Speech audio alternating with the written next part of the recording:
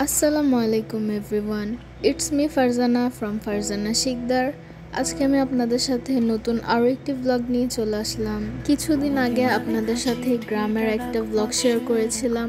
তো আমরা গ্রাম থেকে ঢাকা আসার পরে আবারও আমাদের কিছু প্রয়োজনে গ্রামে যেতে হয়। তো আমরা সবাই মিলে আবারও গ্রামে চলে গিয়েছিলাম। গাইস, আমরা সবাই মিলে একটা মুভি দেখছি। তো আপনারা যারা যারা মুভিটি দেখেছেন অবশ্যই মুভিটির নাম কমেন্ট করে জানাবেন, আর আপনাদের কাছে মুভিটা কেমন লাগে সেটাও অবশ্যই কমেন্ট করে জানাবেন।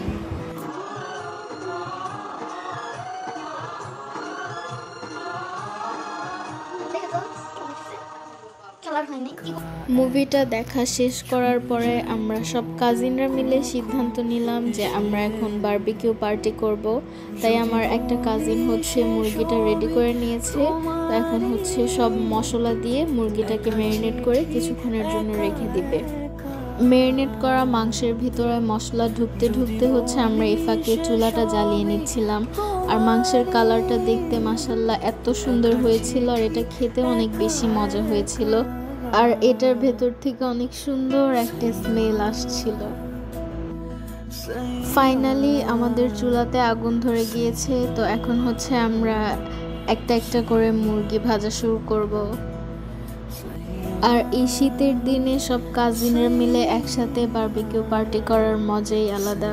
আমরা সবাই মিলে এখানে বসে গল্প করছিলাম, এরপর একসাথে সবাই মুরগি ভাজছিলাম, এরপর একজন আরেকজনকে ধাঁধা ধরছিলাম যে দেখি কে কোনটা পারে। তো এইভাবে মজা করতে করতে আমাদের সময় কেটে গিয়েছিল। আর এইখানে আমার ছোট্ট কাজিনটা ওয়েট করছিল যে কখন আমাদের মুরগি ভাজা শেষ হবে আর কখনো খেতে পারবে। এই তো প্রায় আমাদের মুরগি ভাজা হয়ে যাচ্ছে। তো এখন অর্ধেক অর্ধেক ভাজা হয়েছে, এই জন্য আমার আপু ওপর দিকে মুরগির যে মশলাটা ছিল সেটা আবার উপরে একটু দিয়ে নিচ্ছিল। এইদিকে আমরা ছোটরা মিলে পারছিলাম না, পরে আম্মু এসে আমাদেরকে হেল্প করলো মুরগি ভাজতে। ফাইনালি আমাদের মুরগি ভাজাগুলো শেষ হয়ে গিয়েছে, আর এইগুলো দেখতে মাশাআল্লাহ অনেক সুন্দর হয়েছে। আর এই তো আদিবার অপেক্ষার প্রহর শেষ হয়েছে।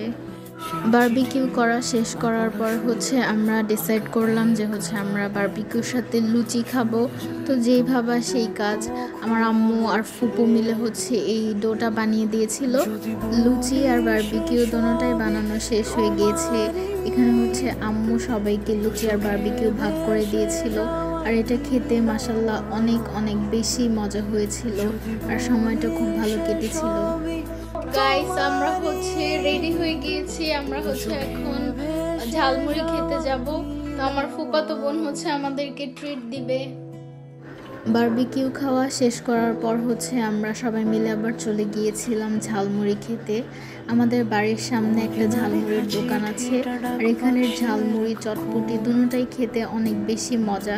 এবার আমরা গ্রামে যাওয়ার পর প্রতিদিন সন্ধ্যাবেলায় চলে গিয়েছিলাম এখানে সবাই মিলে ঝালমুড়ি খেতে, আর আমাদের এই সময়গুলো খুব ভালো কেটেছিল।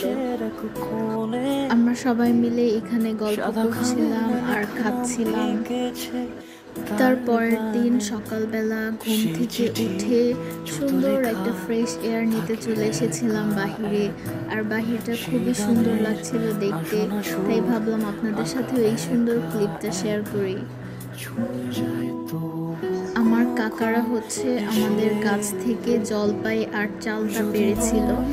এরপর আমরা এই চালতা দিয়ে চালতা মাখা খেয়েছিলাম সবাই মিলে। আর জলপাই দিয়ে আমার আম্মু অনেক মজার একটা জলপাইয়ের আচার বানিয়েছিল।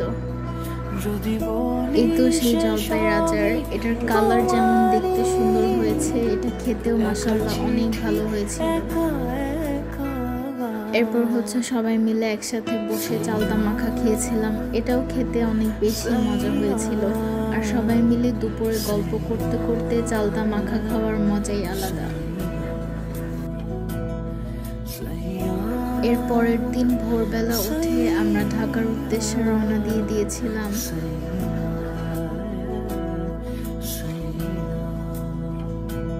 ঢাকা আসার সময় বাহিরের প্রকৃতি দেখতে দেখতে আসছিলাম।